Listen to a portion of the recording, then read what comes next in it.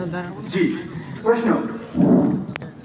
আসসালামু আলাইকুম সাহেব, আমার প্রথম প্রশ্ন হচ্ছে, আমি মৃত ব্যক্তি 3 দিনা 40 খাদ্য খাই না, তবে আমার থেকে পশু জবাই করে নেয়, দেওয়া যাবে কি? আপনি মৃত ব্যক্তি 3 দিনা 40 খাদ্য খায় না, তবে আমার থেকে পশু জবাই করে নেয়, তাকে দেওয়া যাবে?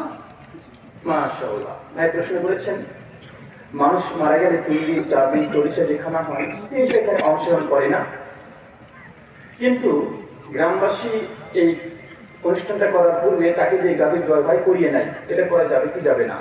সূরা মাইদা 1-2, অসৎ কাজে কখনো সহযোগিতা করা যাবে না। আপনি জানছেন যেমন মদ হারাম, কি বললাম? মদ হারাম, তো মাইদা 90 পড়ে। এখন আপনি রিক্সাতে করে মদ বইতেও পারবেন না, পারবেন না। যেটাকে হারাম করা হয়েছে তার সমস্ত কিছু হারাম হয়ে যায়, সেটাকে সংশ্লিষ্ট ব্যবস্থা আছে। শুকরিয়া, জাযাকাল্লাহ খায়রান। আমার দ্বিতীয় প্রশ্ন, বিদাতি মাদ্রাসায় কিছু দান করা যাবে কি? বিদাতি মাদ্রাসায় দান করা যাবে কি যাবে না? প্রথমে দান সাদাকার জন্য সর্বাধিক চেষ্টা করবেন সহি জায়গাতে গিয়া, যেখান থেকে ইসলামিক খেদমত হয়, যেখান থেকে কোনো রকম ভেজাল শিক্ষা ব্যবস্থা নেই, সেই জায়গাতে দান করবেন। এখন না পান নেই, একবারই নেই এলাকাতে, সেই সময়তে দেখবেন বিদাত কি ধরনের বিদাত করছে। যদি আমলগত বিদাত হয় তাহলে দিতে পারবেন, সমস্যা নেই, কিন্তু আকীদাগত যদি বিদাত হয় এবং সেই মাদ্রাসা বা সেই প্রতিষ্ঠান থেকে যদি তৎপরভাবে বিদাতকে প্রচার এবং প্রসার করা হয়, আকীদাগত বিদাত তাহলে সেই মাদ্রাসায় দিতে পারবেন না। কথা বুঝতে পারছেন? শুকরিয়া। আসসালামু আলাইকুম। আমার প্রথম প্রশ্ন হচ্ছে যে কবরবাসীর জন্য যে সালাম পেশ করা হয় কবরস্থানে গিয়ে, তো কবর যে চিন্তা মানে কবর যে মৃত, ইনি কি শুনতে পায় বা বুঝতে পারে? আপনি যখন কবরবাসীকে গিয়ে সালাম দিচ্ছেন, কবরবাসী কি আপনার সালাম শুনতে পাচ্ছে কি পায় না? এটা নিয়ে চরম ইখতিলাফ আছে। মৃত ব্যক্তিদের সালাম প্রমাণিত কি নয়, তবে সেরকম একটা রিভার্স পাওয়া যায়। কবর অধ্যায় 4 হাদিস, যে আল্লাহ নবী সাল্লাল্লাহু আলাইহি ওয়াসাল্লাম বলেছেন, কোন মানুষ যখন কোন মৃত ব্যক্তিকে দাফন করে দেওয়ার পরে হাত কাটতে চলে আসে, তখন ওই পায়ের আওয়াজ ও মৃত ব্যক্তিরা শুনতে পায়। কথা বুঝতে পারছেন? এই হাদিসে বুখারী মুসলিমের হাদিস দ্বারা প্রমাণিত। 2 নম্বর, সালাম ফিরে শুনতে পায় কি পায় না? সুতরাং আবু দাউদের রিওয়ায়াত আছে, যদি নবীকে দূর থেকে সালাম দেয় তাহলে মুখে শুনতে পায় না, বরং ফেরেশতা মণ্ডলীর মাধ্যমে আল্লাহ সুবহানাহু ওয়া তাআলা নবীদের কবরে সালামটাকে প্রেরণ করে দেয়। তৃতীয় বিষয়, কোনো আল্লাহর ওলি হোক আর কোনো সাধারণ আমজন কোনো ব্যক্তি হোক, তারা কি তাকে সালাম দিলে শুনতে পায়? এই ব্যাপারে দ্বিমত আছে অধিকাংশদের মত যে না, তারা শুনতে পায় না। যতটুকু হাদিস দ্বারা প্রমাণিত, যে যে জায়গাতে মৃত ব্যক্তিরা শুনতে পায় ওই জায়গাতে আমভাবে সবসময় শুনতে পায়, এটা বলা যাবে না। শুকরিয়া। বিশেষ একটা ঘোষণা, আমার লেখা বেশ কিছু বই আছে। একটা হচ্ছে আহলে হাদিস ভারতবাদক দ্বন্দ্ব নিরসন, এটা আজকে যে বিষয়ে আলোচনা করলাম, প্রায় আলোচনা অংশ আমার এই বই থেকেই পেয়ে যাবেন। 35টা মশালা প্রচলিত ধর্ম কি বলছেন, প্রচলিত ধর্ম কি বলছেন, এই বিষয়ে আলোচনা করা হয়েছে। আরেকটা বই আছে ভাই, এই জায়গাগুলো বসেন, আপনারা বসেন বসেন বসেন বসেন বসেন ভাই, ভাই ভলেন্টিয়ার ভাই বসেন। আরেকটা বই আছে বড়দিনের উপহার। ভাই আপনার উদ্দেশ্যে কেন ভাই আমার দ্বিতীয় প্রশ্ন, বসেন বসেন বসে পড়েন। আর প্রশ্ন করতে না চাইলে আমরা বিদায় নিয়ে নিচ্ছি, সমস্যা নেই। রাত্রি 12টা বেজে গেছে। জি, 12টার সময় বেজে গেছে। শুকরিয়া। দ্বিতীয় প্রশ্ন হচ্ছে যে আপনি কিছুক্ষণ আগে বলেছেন যে ইমামের পিছনে সূরা ফাতিহা পড়তে হয় না, মানে সরি, যেটা বলেছেন সেটা হচ্ছে যে আমার কথা যে পড়তে হয় কি না, আর যদি পড়তে না হয় তাহলে সূরা আরাফের 204 নম্বর আয়াত, এটা মানে ব্যাখ্যাটা কি আসলে? মাশাআল্লাহ, তারপর প্রশ্ন করেছেন। আমি বলেছি রাসূলের উপর ফাতিহা পড়তে হবে, কিন্তু সূরা আরাফ আয়াত 204 আল্লাহ যেখানে বলছেন ওয়া ইযা কুলিয়াল কুরআনু ফাসতামিউ লাহু ওয়া আনসিতু আল্লাকুম তুরহামুন, যখন তোমাদের সামনে কোরআন পাঠ করা হয় তখন তোমরা চুপ করে থাকো এবং শ্রবণ করো, যেন তোমাদের উপর রহমত ভাবে। এই আয়াত বিরুদ্ধে চলে যায় না, যায় না। কোরআন বলছে যখন কোরআন পড়া হয় তখন তোমরা চুপ থাকো এবং শ্রবণ করো। ভাই, এই আয়াতের নামাজের কথা আছে, জামাতের কথা আছে না? ইমাম মুক্তাদির কথা আছে না, এটা হচ্ছে আম আয়াত। মনে রাখবেন কোন আম হুকুম আম কোন যখন খাস করে দেয় তখন আমের উপরে খাস এটাকে প্রাধান্য পায়। এটা ওসুলের একটা কায়দা আছে। ওসুল ঠিক যারা করেছেন তারা মোটামুটি জানি। যারা আপনাকে উদাহরণ দিলে বুঝতে পারবেন, আল্লাহ কোরআনে বলছেন হুরমাত আলাইকুম মাইতাতু ওয়াদ দাম, তোমাদের জন্য মৃত প্রাণী হারাম। সূরা মাইদা আয়াত নম্বর 3। ভাই মৃত প্রাণী জায়েজ না হারাম? হারাম। হারাম কোরআনের আয়াত। মৃত প্রাণী কি হারাম। এখন মরা মাছ খায় কি খায় না?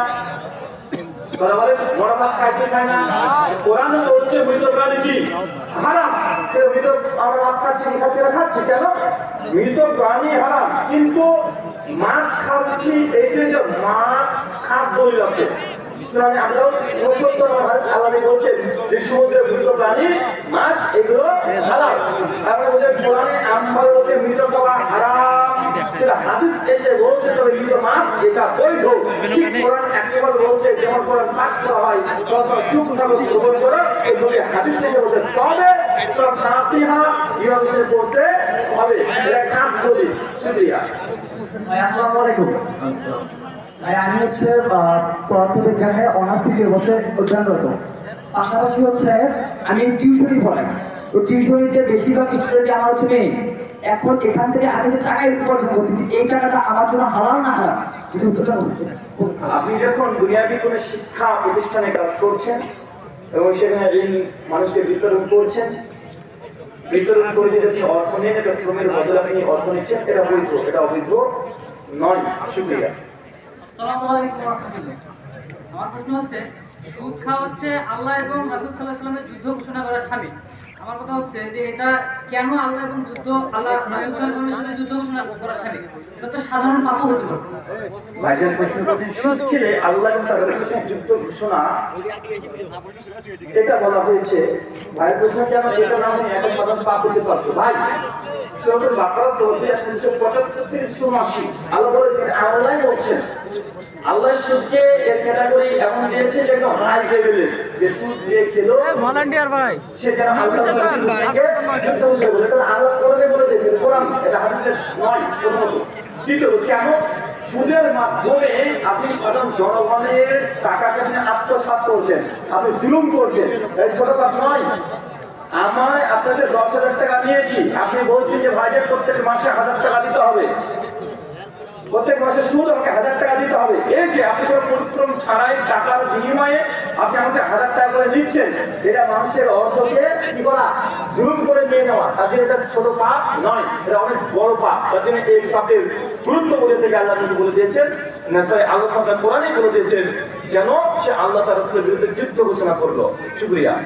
আসসালামু আলাইকুম। আমার প্রশ্ন হচ্ছে জুমার দিনে 1000 না 2000 এখানে চলন্ত ধর্ম আর চূড়ান্ত ধর্ম কোনটি? ভাই প্রশ্ন করেছেন জুমার দিনে 1,000 হবে না 2,000 হবে?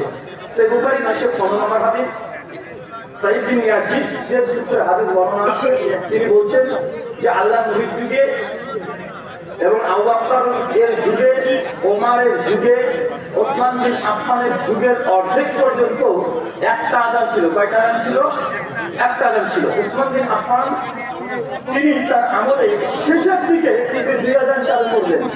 আপনার সবার কাছে প্রশ্ন, ভাই বলতে আল্লাহ তিনি কয়টা আযান দিয়েছে? একটা। আবু বকর কয়টা দিয়েছে? একটা। ওমর কয়টা দিয়েছে? একটা। ওসমান বিন আফফান অর্ধেক খিলাফতের মধ্যে কয়টা দিয়েছিলেন? একটা। আলী বিন আবি তালেব কয়টা দিয়েছে? একটা। বোঝা গেল 4 খলিফার মধ্যে 3.5 খলিফা একটা আযান দিয়েছে। কয়জন খলিফা? 3.5 খলিফা। ওসমান বিন আফফান অর্ধেক খিলাফত একটাই দিয়েছে, আর আল্লাহ সুবহানাহু একটাই দিয়েছেন। এখন বলেন তো কোনটা বেটার? ওসমান বিন আফফান তিনি নিজেই একটাও দিয়েছেন অর্ধেক পর্যন্ত, শেষের দিকে দুটো দিয়েছেন। তাহলে চার ধর্মের সবাই একমত আযান জুমার একটাই হবে, নবীও একটাই দিয়েছে, সবাই এখানে একমত। প্রশ্ন 2 এখন আসতে পারে যে ভাই ওসমান বিন আফফান কিন্তু দ্বিতীয় আযান দিয়েছেন। যে ওসমান যদি এক আযান দিয়ে থাকে, কিন্তু পরবর্তীতে ওসমান 2টা আযান দিয়েছে, তাহলে এখন আমরা এক আযান দিব না 2 আযান দিব? আর এখন যদি আমরা এক আযান দিই তাহলে এটা কি হবে, বিধান হবে কি? শুকরিয়া। দ্বিতীয় অংশ, ওসমান বিন আফফানের শেষের দিকে তিনি দুটো আযান দিয়েছেন, তো আমরা এখন কোনটা করব? সুনানি আবু দাউদ হাদিস 4607, সুনান তিরমিজি হাদিস 2676। আল্লাহ তাআলা বলছেন আমার দুনিয়া থেকে যাওয়ার পরে ইখতিলাফ কাসীর, তোমাদের মধ্যে দেখবে অনেক বড় বড় ইখতিলাফ, মতভেদ। আল্লাহ তাআলা বলছেন ফাআলাইকুম বিসুন্নতি, যখন তোমরা আমার সুন্নাতকে আঁকড়িয়ে ধরো।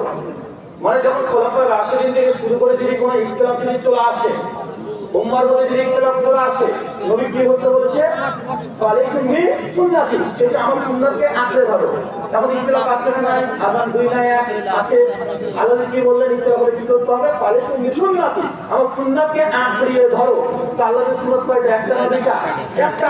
তো একটা আযানকে আঁকড়িয়ে ধরেন। 2 হাদিসের পরের অংশ ফাআলাইকুম বিসুন্নতি ওয়া সুন্নাতে খোলাফায়ে রাশিদিন, এবং আমার খলিফাদের সুন্নাতকে আঁকড়ে ধরো, খোলাফাদের সুন্নাতকে আঁকড়ে ধরো। তো এখন এখানে 1 বছর না আছে, বহু বছর থেকে জামা ব্যবহার করা হয়েছে, মানে বহু বছর জামা করা হয়েছে, মানে খলিফাদের সুন্নাতকে আঁকড়ে ধরো। তারপরে এক আযান দিয়েছে 3 খলিফা, 3.5 খলিফা, 2 আযান দিয়েছে 1টা খলিফা। হাদিসের মধ্যে আমল চলতে হলেও আবার দ্বিতীয় যদি ধরতে হয়, তো আমরা কি একজন খলিফার আমলকে আঁকড়ে ধরবো না 3 জন খলিফা? 3 জন। জি 3 জন। কয়জন? 3 জন। যখন ইখতিলাফ হবে তখন কি করবো? আল্লাহ নবী নিজে জানিয়ে দেবেন ফাআলাইকুম বিসুন্নতি ওয়া সুন্নাতি খোলাফায়ে রাশিদিন, এবং খলিফাদের সুন্নাতকে আঁকড়ে ধরো। 4 খলিফা বলে 3 খলিফা কয়টা দিয়েছে? একটা। 1 খলিফা দিয়েছে 2টা। আমরা এই ক্ষেত্রে এই সুন্নাতে আমরা 3 সুন্নাত, খলিফার সুন্নাত আমরা পালন করবো, আর 3 জনে পালন করলে নবীর সুন্নাত পালন করা হয়ে যাচ্ছে। এটা হচ্ছে হাদিসের সমাধান। কোরআনের সমাধান কি এবার ভাই বলেন তো? আল্লাহ সুবহানাহু ওয়া তাআলা বলছেন ইয়া আইয়ুহাল্লাযীনা আমানু, হে বিশ্বাসীগণ, আতিউল্লাহ, আল্লাহর আনুগত্য করো, ওয়া আতি রাসূল, রাসূল অনুসরণ করো, ওয়া উলিল আমরি মিনকুম, এবং তোমাদের মধ্যে উলুল আমর যারা আছে তাদের আনুগত্য করো। ফাইন তানাযাতুম ফি শাইইন, যদি এই ব্যক্তি আলেমকে মানতে গিয়ে মতভেদ চলে আসে, কি করতে হবে? ফারুদ্দুহু ইলাল্লাহি ওয়া রাসূল, তোমরা আমাদের প্রত্যাবর্তন করো আল্লাহর দিকে আর নবীর দিকে।